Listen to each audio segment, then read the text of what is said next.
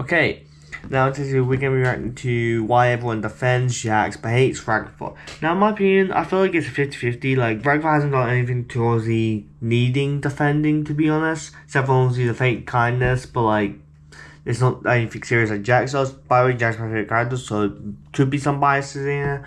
But I obviously don't. I know Gooseworks said some people make a lot of excuses for Jax because of his trauma and stuff. Still doesn't give me a reason to obviously, do stuff like Gangrel and that. But at the same time, that's why people defend Jax most of the time. But I wouldn't really say anyone hates Ragatha, because if you look at episode 2, Jax got the same kind of hate. Jax got hate and Ragatha got the same kind of hate in episode 5. Like similar hate, obviously, because the character switched up from what people expected, which I still don't understand why people expect Jax to be nice in episode 2. Like, in the pilot, it was super obvious he was like, a bad character, a villain, if you will, a jerk. I still don't understand why people were like, I was fine with him. I was personally fine with him in episode 2. People absolutely hated him because they thought he was gonna be nice, even though in episode 1 in the pilot he like broke Gangle's mask and also pushed Gangle over on purpose also. So clearly not gonna be nice. Anyway, yes. Without further ado, let's get into it.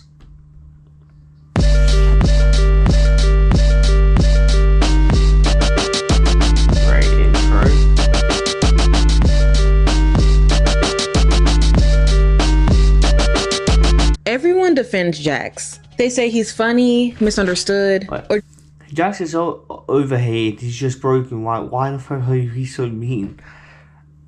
I'm obsessed with Jax. Yeah, it's okay. I'm obsessed with Jax. Doesn't really defend him, but sure, it's okay. Jax, I understand. I don't understand why people hate Jax so much. Jax hate is actually so false. He's misunderstood by.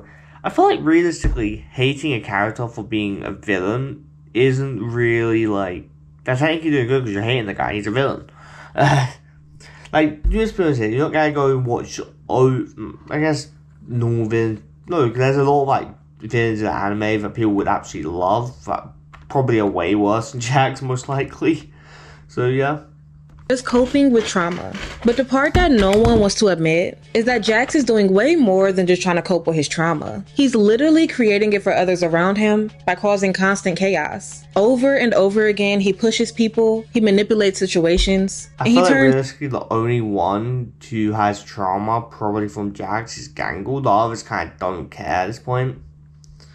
Everything into a game. His game. And he does all of this with the hope that this circus world that they live in is a facade. Yeah. Even when it clearly hurts people around him, both physically and mentally, because they can feel pain. I am in so much pain! And somehow, the same people who make excuses for Jax are the first ones to criticize Ragatha. So the real question, honestly, isn't is Jax a bad person? Because hey, saying you hate Ragatha is way different than criticizing, okay? Like, personally me, I'm not the biggest fan of Ragatha's character.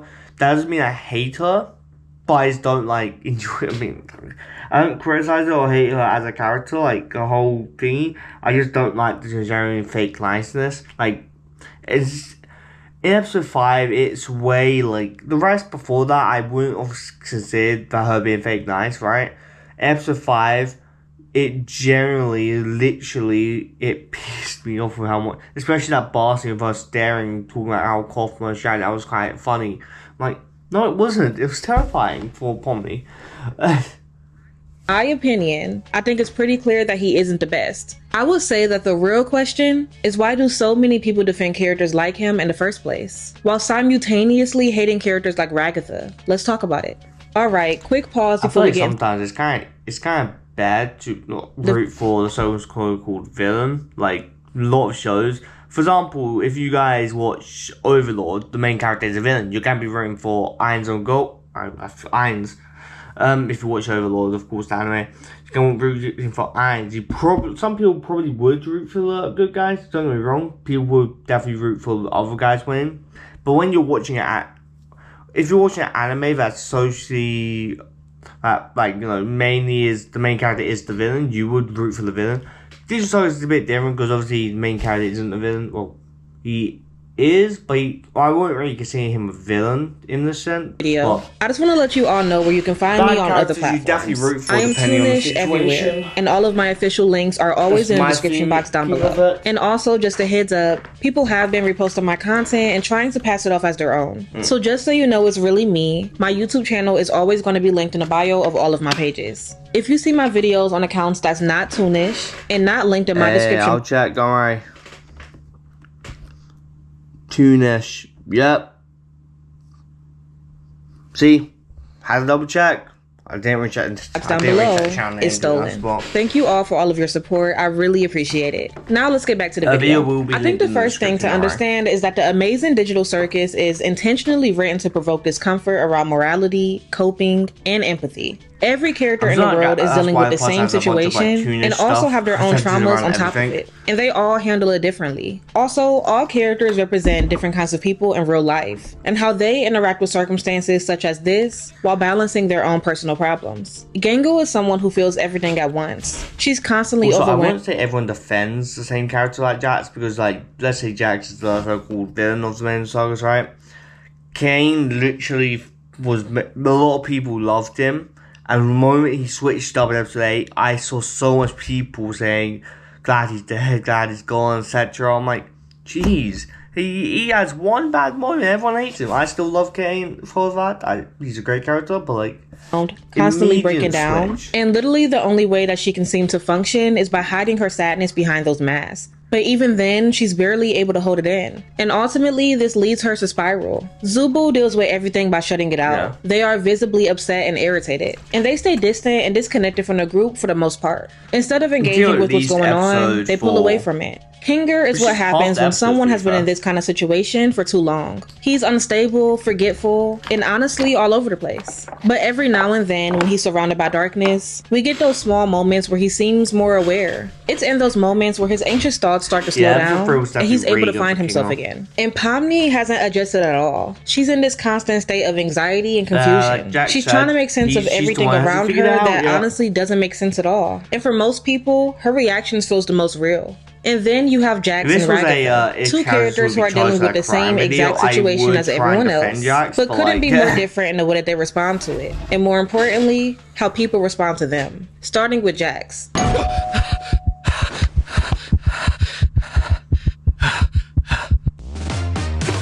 I hate when I get adverts when I'm like in Jerry locked in.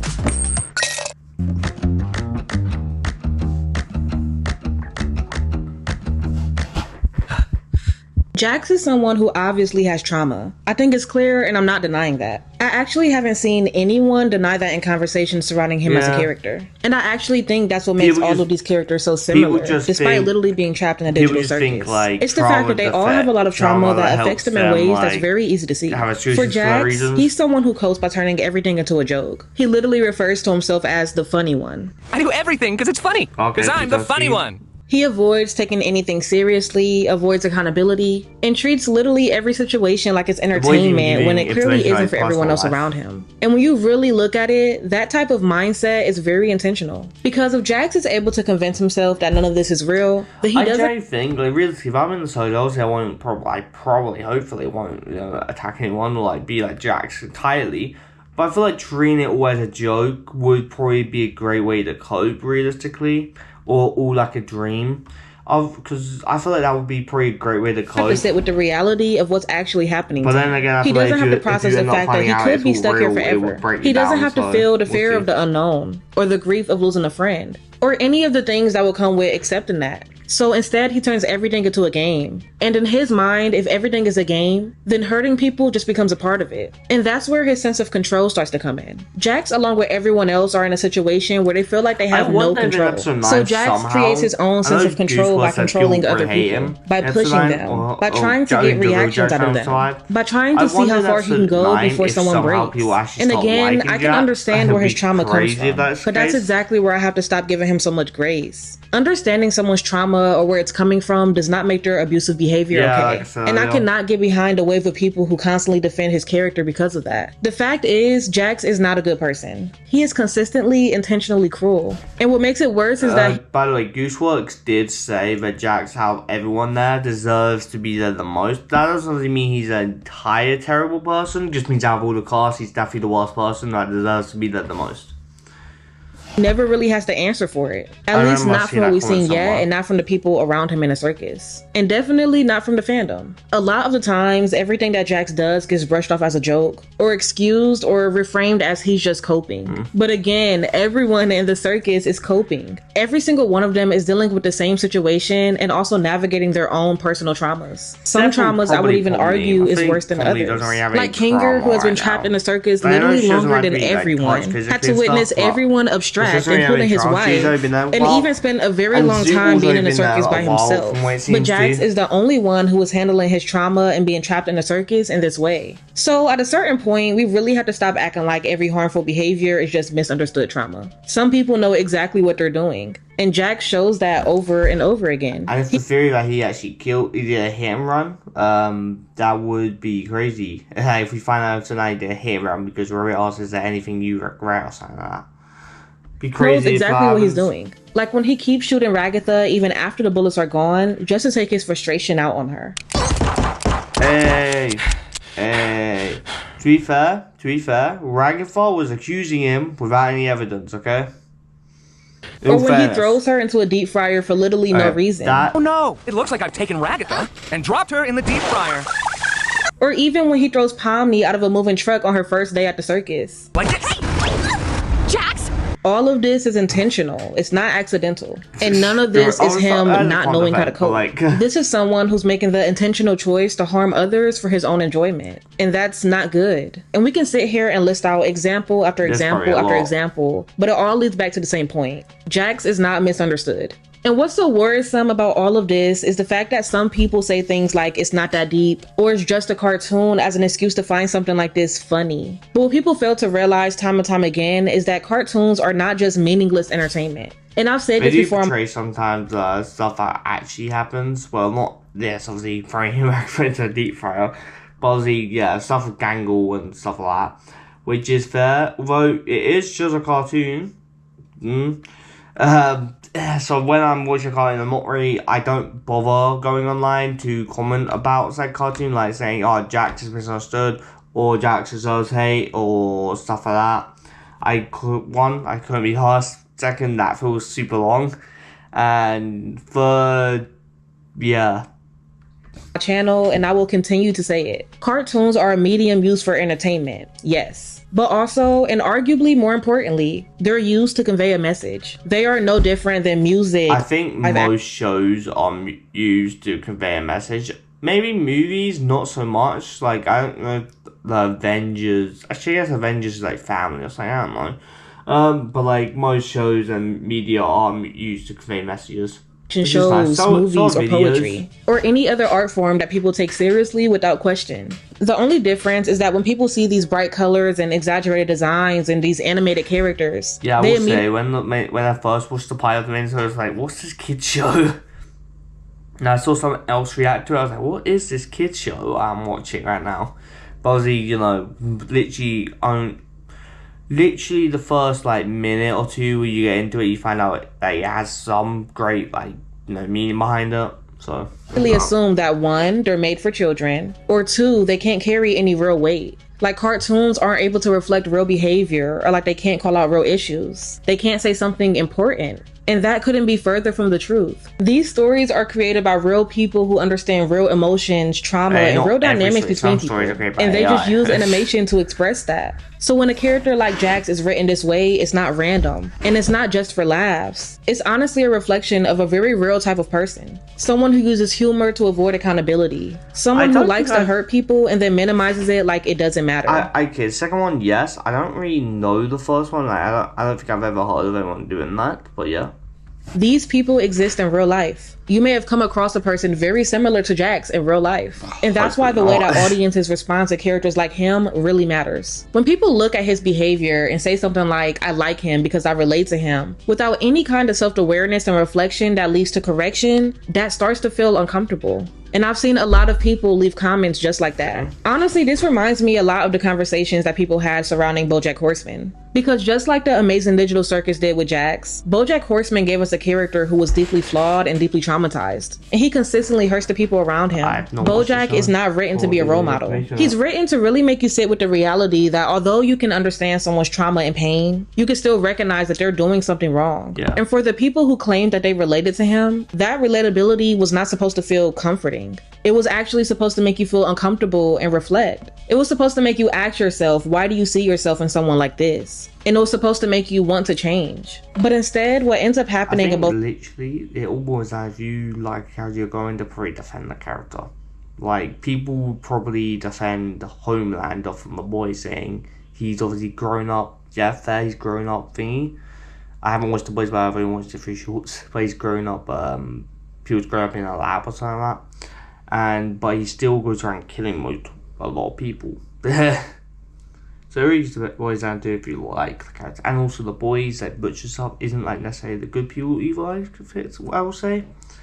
But cases is that some people stop at I relate, and then they turn that relation into justification. Instead of thinking this makes me think about where I fall short, it becomes this makes me feel validated. Yeah. And those are two very different things. So when I see people say that they relate to Jax and then laugh off everything that he does, defend it or minimizes it, it does not come across as harmless. It's actually really scary. It shows that people are recognizing harmful behavior in themselves and still choosing to be comfortable with it anyway. And that's not something that we can just brush off as a society. I understand that Jax is a fictional character, but the mindset that he represents is very real. So yes, it is that deep. Jax actually fits into a very familiar archetype that we've seen in animation for years, the cartoon rabbit. And typically that archetype is built around chaos and trickery. You have characters like the classic Bugs Bunny who manipulates situations and outsmarts people, but is framed as playful. Yeah.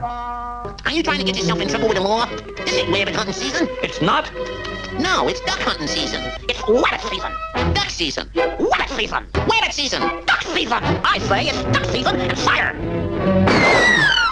He's clever and in control, but there's a line that he doesn't really cross. Then you have Snowball, who leans into the unpredictability and chaos. Life, right? But even that is exaggerated for humor. It's over the top and it's wild, but it's not meant to genuinely feel harmful. We are the flushed pets, thrown away by our owners, and now we're out for revenge. And even someone like the White Rabbit from Alice in Wonderland represents a different side of this archetype. Constant urgency, panic, pulling others into disorder because of how frantic he is. Bring up, Domino's price slice. A bargain whichever way you slice it. If you shower every day and you're over 70, there's something your doctor should have warned you about. So the foundation typically is always the same. Rabbits in animation are usually tied to chaos, unpredictability, and kind of trickster energy. But Jax takes that and he pushes it somewhere else entirely. The major difference between Jax and the other cartoon rabbits is intention. Those characters cause problems as a byproduct of who they are, but Jax causes problems on purpose. Yeah. There's a level of awareness in everything that he does, and that changes the way it feels. He knows exactly what reaction he's trying to get. And he knows when someone feels uncomfortable, but he keeps going anyway. So there's chaos, but it's fully in his control, and he has the intention to harm others. And that's when he completely subverts this archetype. Jax is what happens when that classic trickster rabbit loses the moral limit. He has all of the same traits. He's manipulative, unpredictable, and constantly stirring things up. But he's driven by I would rather have someone like Jax as a friend than Ragatha. That's just my fault. Like, not obviously the whole, pushing gang and stuff like that. But if someone, like, even if he tells me the truth, he doesn't tell himself the truth, sure. But he tells me the truth about how he truly feels, I'd rather that than, like, Ragatha who's, like, trying to get my goods out all the time. You know what I mean? Darker. That's just me. He has a nihilistic mindset like where nothing matters, so everything goes. And when you combine that with everything that we talked about, his need for control and his refusal to take anything seriously, you get more than a chaotic character. You get someone who intentionally uses chaos as a tool to hurt people and justify it. And that's why I feel like the way that people respond to him as a character really stands out so much. Ragatha, on the other hand, also struggles with the inevitable fact that she, along with everyone else, is stuck in the circus with no scene out, as well as battling her own personal. Ragatha is the second in the circus. Like, she's been the second longest, only to Kinga. So yeah, she definitely has had to struggle for this way more. Trauma. In episode 5, Untitled, we learn a little bit about Ragatha's home life before the circus. She talks about how she comes from a wealthy family with a large property. And hopefully we'll see more in episode 9, but I doubt it. We'll just probably have to use our imagination on it. There's probably some fan art out there with her mother and stuff like that. Especially in episode 8, we saw more of it. Smiles and has very open and positive body language as she talks about the animals that she had. She's clearly showing how happy she was. But then she mentions her mother and her whole demeanor changes. We see this chilling expression of fear on her face. And she then starts to rub her shoulder almost like she's cradling herself for comfort. Like her body is reacting before she even gets to fully process what she's saying. She goes on to say that her mother was a lot and that she's sure her mother doesn't miss her. And she also says that she doesn't miss her mother's yelling, berating, and guilt tripping. I was born into a fairly wealthy family. We had a large property with horses and chickens, and my mother... Also, saying I don't like Ragatha, I don't like Zubul and Gangle after that. So, like, Ragatha's still top 4, give or take, right? It probably goes Kinga, Jax, Pomni, Ragatha, Gangle, Zubul. Yeah. No, wait, did I say Pomni, Jax? No, Kinga, Jax, Pomni. The top 3. Anyway. Well, my mother was a lot. I'm sure she doesn't miss me. I certainly don't miss the yelling, and the braiding, and guilt tripping.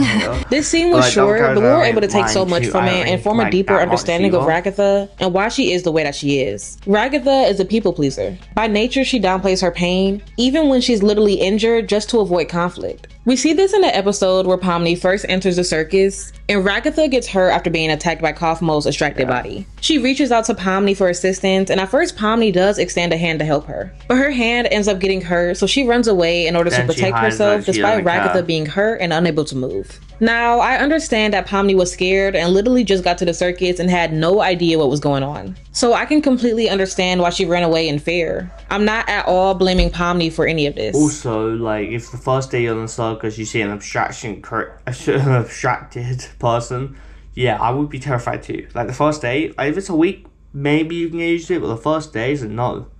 I'm just using this as an example to show that even in a near-death or near-abstraction situation, Ragatha still people pleases. She was literally so kind and understanding to Pomni this whole time, despite all of the chaos unfolding around her. And this wasn't an act. This was a clear reflection of Ragatha's people-pleasing nature. Yeah. I'm sure that she didn't want to be so calm and gentle in this situation. I'm sure that deep down, Ragatha wanted Pomni to save her, not run away. I mean, she literally said herself later in the episode. Yeah, but like, she probably, let's be honest here, she's probably experienced this before, so most likely she probably said, oh, this again. I'm assuming she's pretty experienced something like this with her whole body glitching out and all that. They have to have, I'm assuming. That she was in so much pain. So it wouldn't make sense that she was pretending to be kind in this moment. She just is kind by nature due to her trauma. And in order to keep the peace and not cause any unnecessary tension, she was just willing to suffer through that pain and repeatedly tell Pomni that it was okay. She just spared Pomni's feelings at the expense of... when she got here, she was pretty kind, but like not obviously as kind as she is now. She pretty died after Jax, or at least after the Rabbit's attraction. She probably wasn't always people pleasing. But after maybe she lost some friends, she decided to people please or stuff like that in the circus. Her own pain. She tries to keep the group's morale up and pretends like everything is okay, even when we can clearly see that it's not. And it feels very intentional, like she's constantly monitoring the emotional state of everyone around her and adjusting herself to fit accordingly. And a lot of this makes sense when we see the way that she describes her mother. and the look of fear that she has on her face when she's doing so. We can assume that Ragatha did not have a safe space with her mother. And when you grow up in that type of environment, you learn very quickly that expressing the wrong emotion can make things worse. So you start filtering yourself. You start choosing your words carefully. You start prioritizing keeping the peace over being honest about how you really feel. And over time, that can just become who you are. And because of that, Ragatha often had to suppress her true feelings, which caused her to have a lack of emotional stability in herself while prioritizing it in others. She becomes the one holding everything together. The real thing I've ever seen her get angry at is when Jax puts centipedes or talks about bugs or whatever, because she's scared and stuff like that, right? That's probably the only true fear. That probably, I'm assuming that probably relates to her mother in some way. Maybe her mother put bugs in her, like centipedes in her bed or even her mouth or something like that. Definitely something's happening about it. Don't know what it would be, but yeah. Together externally, even though internally she's struggling just as much as everyone else in the circus. By definition, a people pleaser is someone who avoids conflict at all costs, suppresses negative emotions, and feels responsible for others' feelings. And that is exactly what we see with Ragatha. She takes on this emotional responsibility that was never hers to carry in the first place. And to push it even further, Ragatha's digital body is literally symbolic of her people-pleasing tendencies. She's a rag doll, which is a doll that has the literal traits of being soft, fixable, and bendable. It doesn't resist when being pulled in any direction, and if it does rip apart, it's easily patched back together. It has stitching that literally holds itself together, and that imagery lines up perfectly with how Ragatha operates. This shows that Ragatha is literally designed to be something meant to be pulled apart, but still hold everyone else together. She bends herself to meet the needs of others, even when it stretches her too far. Okay, advert, I love that. It's an unskippable one too. It's not just a stylish case, but a fun way to add retro gaming joy to your busy life. Easy to install and perfect for gaming lovers. She absorbs impact both emotionally and physically as she's pulled in multiple directions. And the idea that she can just be stitched back together mirrors how she's expected to recover quickly and keep going like nothing ever happened. Her stitches show how she can barely hold herself together even though she presents herself as stable. She has a need to hold back her true feelings to spare other people's feelings and to ensure everyone else's happiness while depriving herself of it. And sadly, the more that she does that, the more invisible her own needs will become to others and even herself. While Jax distributes his pain to everyone else around him, Ragatha absorbs everyone's pain along with her own. And that brings us to why I believe people defend Jax and hate Ragatha. I think there are two main reasons for why people go so hard to defend Jax. The first one is just like he said it about himself, they see him as the funny one. They look at him as a character who, even though he's objectively doing harmful things, he can get away with it because he's meant to be funny. So everything that he does gets filtered through that lens. The harm he causes is seen as humor, and it's brushed off instead of being taken seriously. There's this constant, it's not that serious mindset surrounding him. And that's such a harmful mindset because it takes the pain of these characters. Pain that as humans we should be able to recognize. It depends on how you watch the show. If you watch the show through the lens of how you want to know the whole lore and not understand all that drama, then yeah, it would take a thing away. But if you watch the show purely for entertainment and people being rude to, or people being annoyed about your entertainment character, I can see why. But like for me, watch the show for entertainment, sure, for fun, but I also do like to understand all that drama and all the past stuff like that. Great. But like most characters who have trauma and stuff in media don't get overlooked simply because of the fact that a lot of people don't really care about that. They just care about how much they're enjoying the show. Relate to, or at the very least empathize with, and reduces it down to something insignificant, something that isn't meant to be felt or acknowledged. Let's be honest, in most shows you're going to defend the main character most likely.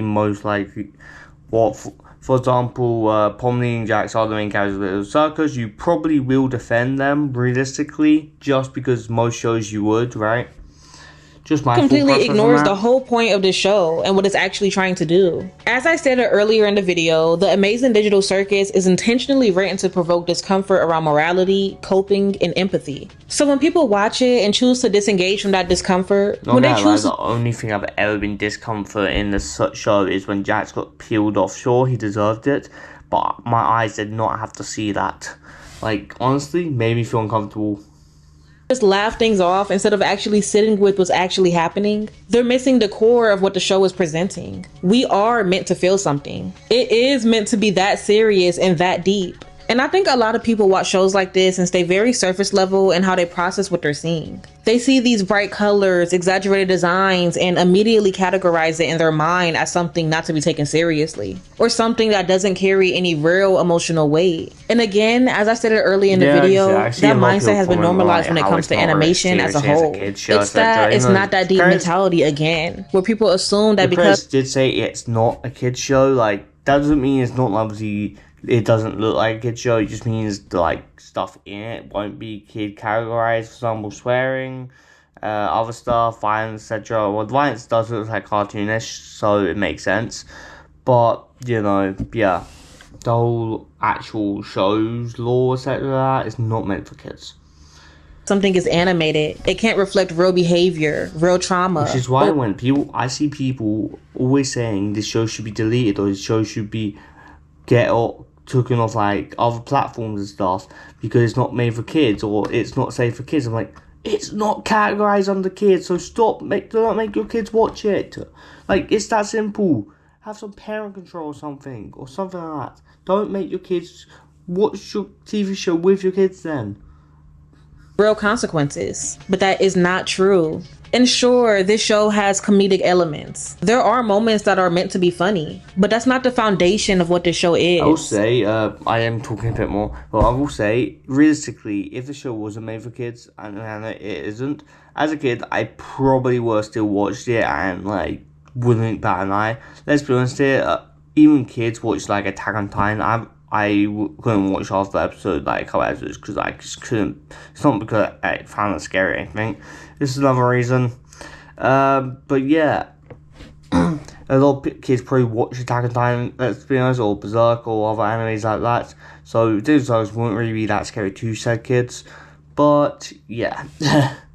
It's being all in all, at its core, The Amazing Digital Circus is a psychological story. It deals with existentialism, trauma, identity, and what happens to people when they're placed in a situation where they have no control and no clear escape. It's meant to feel uncomfortable, and it's meant to make you question with how these characters are coping and what that says about them. So when people take a character like Jax, who exists within that kind of environment, and reduce everything he does down to being just funny, it completely strips away the context that gives his behavior meaning. And once that context is gone, it becomes a lot easier for people to excuse what he's doing. I feel like it's okay to see him as funny and do all that, but it's not okay to excuse his, like, you know, actions because he's funny, you know what I mean? It's okay to see him as funny, but not Jax, like every other character in the show, represents a certain type of person in real life. He represents someone who's narcissistic and uses sarcasm, bullying, and chaos directed at others as a way to avoid dealing with his own internal issues. And when you recognize that, writing his behavior off as being just funny feels really dismissive. It ignores the real impact that kind of behavior has in the real world. And that leads to the second reason why I believe people go so hard to defend him. A lot of people see themselves in Jax, whether they fully realize it or not. They recognize the way that he deflects with humor and avoids vulnerability. And because it feels familiar, it feels comfortable. Yeah, so I feel like a lot of people deflect with humor, but obviously they don't act like Jax, but they deflect most of their issues with humor, also, or with a joke. Questioning it or calling it out, they protect it. They defend it. Because if they engage with it in a critical light, that will mean turning that same lens onto themselves. And that's not always easy to do. It's way more easier to minimize what he's doing and to convince themselves that it's not that bad. Yeah. Because once you start acknowledging that behavior as harmful, it raises a much bigger question that doesn't just apply to Jax. It applies to everyone and anyone who relates to him to that extent. And while some people are fully aware of that connection, I don't think that it's always a conscious decision. For a lot of people, it's instinctive. It's a way of protecting their own self-image without directly having to confront it. Because if you strongly relate to a character and spend your time defending everything that they do, that can reflect a reluctance to fully acknowledge the negative aspect of that behavior, whether that's within yourself or within people that you identify with. If someone relates to Jax in the way that he treats others, that shouldn't be something that they settle into comfortably. It shouldn't be something that gets normalized or justified. If anything, it should stand out and it should spark reflection. It should make someone pause and think about how the same behaviors might show up in their own life and what kind of impact that has on the people around them. Trauma can explain where a behavior comes from, but it doesn't remove the responsibility that comes with it. And that's the part of the in most shows, or even in real life, to be honest, like, depending on where you grow up, like, it will depending on how you grow up, it will definitely make, like, stuff make different. I can't talk. it would definitely make you act different depending on how you grew up. That keeps getting overlooked in this fandom. Now, when it comes to Ragatha, and the reason that I think so many people have such a strong dislike for her in comparison to Jax, I think there's an unease or frustration with some viewers when it comes to her character. Because people pleasing can feel emotionally uncomfortable to watch. Ragatha is written with strong caregiver traits, and she often defaults to kindness even when it's not reciprocated. And I believe for some viewers, that can trigger discomfort because it mirrors real life dynamics like overextending for others, constantly prioritizing other people's emotions, or ignoring your own needs in order to keep the peace. It's the kind of behavior that when you see it from the outside, it can feel frustrating, especially if you've experienced it before, whether that's within yourself or from someone else. I think some people may feel discomfort watching her on screen because they either relate to her or they know someone like her. And that's not always a trait that people feel proud about or want to confront, especially being that people pleasing typically stems from life experiences where someone receives very conditional love, emotional neglect, or grows up in environments where they don't feel emotionally safe. So they learn to adapt. They learn to read the room and anticipate reactions before they even happen. And over time, that turns into a survival mechanism. They people please to avoid conflict, rejection, and making situations worse than they already are. So when you see Ragatha operating like that, it's clearly learned behavior. And I think that underlying reality adds another layer of discomfort for viewers because it forces you to recognize where that behavior comes from and what it actually means. And instead of sitting with that discomfort, it can easily turn into frustration. And that frustration, from my perspective, starts to look like dislike in the fandom. Especially when you compare it to someone like Jax, who is openly mean and openly chaotic, and yet still gets more praise from the fandom, and attention, and defense. Another reason realistically, is disregarding episode 2 where like the whole fandom turned on Jax.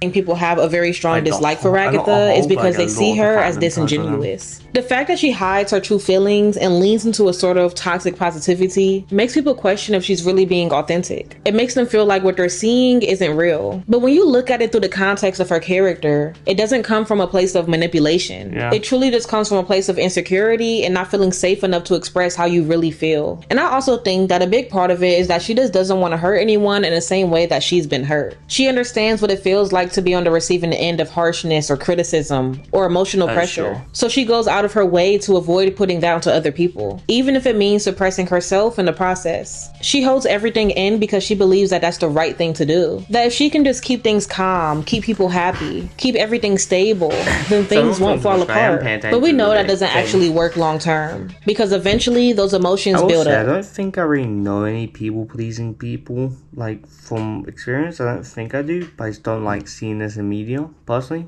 They will come out all at once in a way that feels sudden, overwhelming, and sometimes even out of character for the people around her.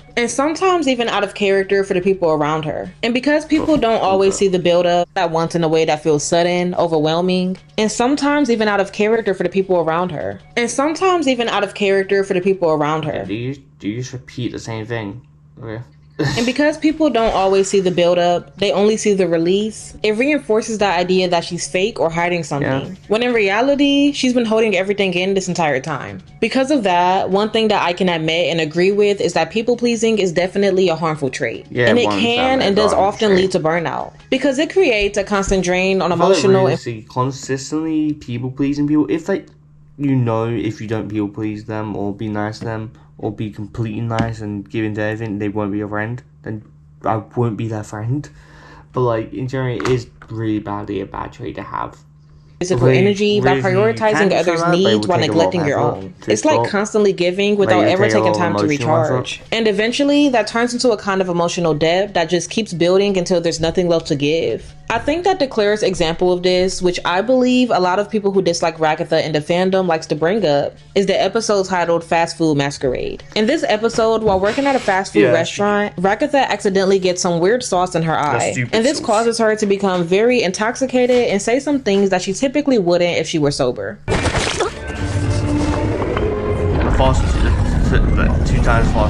No offense, but you're kind of annoying when you have your happy mask. A lot of people use this specific moment to argue that Ragatha is somehow worse than Jax. Because to them, it reveals how she actually feels and proves that she's fake.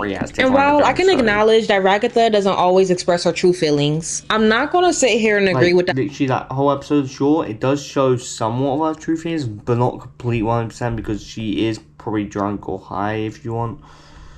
Idea that her behavior is somehow worse than Jax's. That just doesn't make any sense. People are literally saying that a person who causes physical harm to others, specifically women, for no reason other than the fact that he's incapable of I didn't even really see that. It doesn't do harm to Kinga. Well, to be fair, Kinga and Jax are the only boys in the circus, but it doesn't cause any harm to Kinga. It causes harm to all the girls. I didn't actually clock that. With his own trauma is somehow better than someone who, despite dealing with her own trauma and being constantly targeted, still chooses to treat people with kindness. Reason, probably doesn't do anything to Kinga. It might do it something to Kinga in episode 9, but probably doesn't do anything to Kinga because Kinga's a bit kind of insane when you get a reaction out of Kinga. So that's probably the only reason he wouldn't do anything to Kinga. I mean, absolutely not. At the end of the day, there are clear flaws in both their behaviors. Ragatha suppresses herself in ways that are unhealthy, and Jax externalizes his issues in ways that are harmful to everyone around him. But the one who is actively causing harm, physically and emotionally, is the one who gets most grace and defense. And to me, that says a lot about how people in the fandom choose to interpret behavior, what they excuse, and what they criticize. But that's all I have for today's video. This is my take on why I believe people defend Jax while tearing down Ragatha's character. But I'm curious to hear what you think about this versus battle. Also, what are your thoughts on Jax individually, along with your thoughts on Ragatha? I would love to discuss this further with you all, so definitely comment your thoughts down below. But please remember to be respectful and keep it cute in the comments. People, I do want to read the comments quickly. Also, this video was out 1 day ago, so this video came out when episode it was here. I guess they didn't really include this. They didn't really change that kind of much in other episodes, so it makes sense.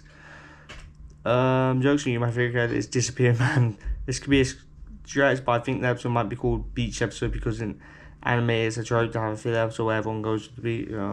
Another fun fan episode for the Queen calls her V and Sin in the German dub. Oh, that's nice.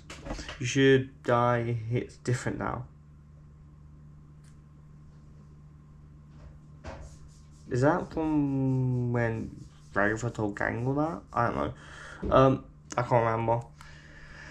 The episode was out 1 day ago, so it definitely was here when episode it was there. So yeah, okay, without further ado, see you guys around. Personally, I think people will just defend their favourite character regardless of their emotional trauma stuff.